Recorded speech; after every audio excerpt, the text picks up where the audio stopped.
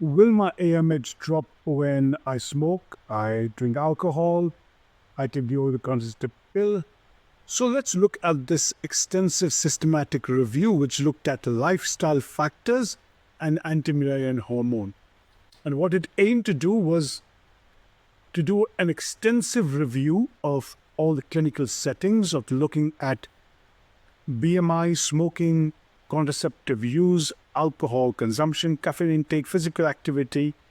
So it could help us to see how we can advise patients. Published in Human Reproduction Update in June 2024.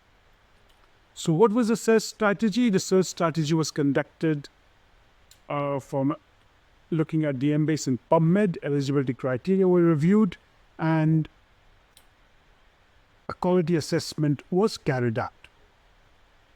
So a total of 65 studies were looked at.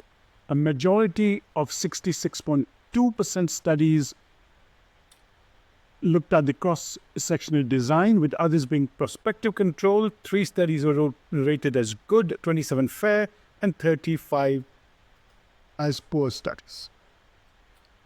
Let's come first to the body mass index and AMH levels. So when you look at there seem 22 of the 36 studies found an inverse association between BMI and AMH levels. Higher BMI was generally associated with lower AMH levels. The difference seemed to be AMH levels per 1 kilogram per meter square increase in BMI, while the AMH decline, 2 prospective control studies suggested that obese and overweight women had slower rates of AMH decline compared to women with a healthy weight.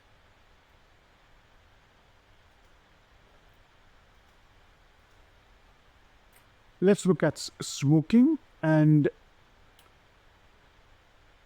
it seemed that the overall effect was 7 out of the 17 studies reported that smoking was related to a lower AMH levels. Current smokers generally had lower AMH levels compared to former smokers and never smokers. If you look at the magnitude of effect, it found that current smokers has up to 44% lower AMH levels and 36 point some lowers a-standardized AMH percentiles compared to non-smokers. So there seems to be quite a significant impact on with smoking. It seemed to be dose-related in some studies of more than 20 plus cigarettes, where AMH levels were lower, and AMH decline. One study reported that it was the highest in current smokers, followed by former smokers, and then followed by non-smokers.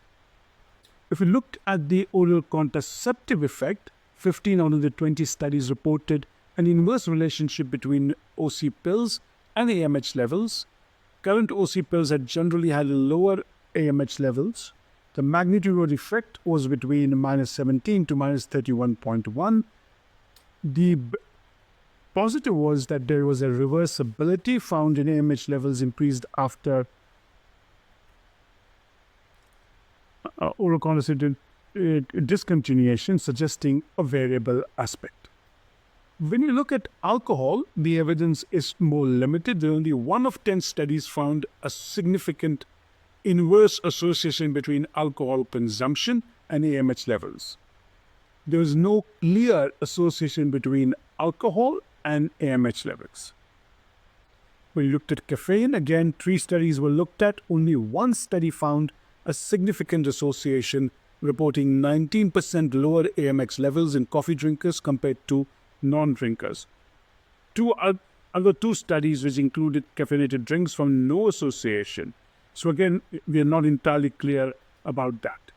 Physical activity intervention, 3 prospective intervention studies found increased physical activity was associated with decreased AMH. 4 observational studies, including 1 population study, did not detect any association between physical activity and AMH levels.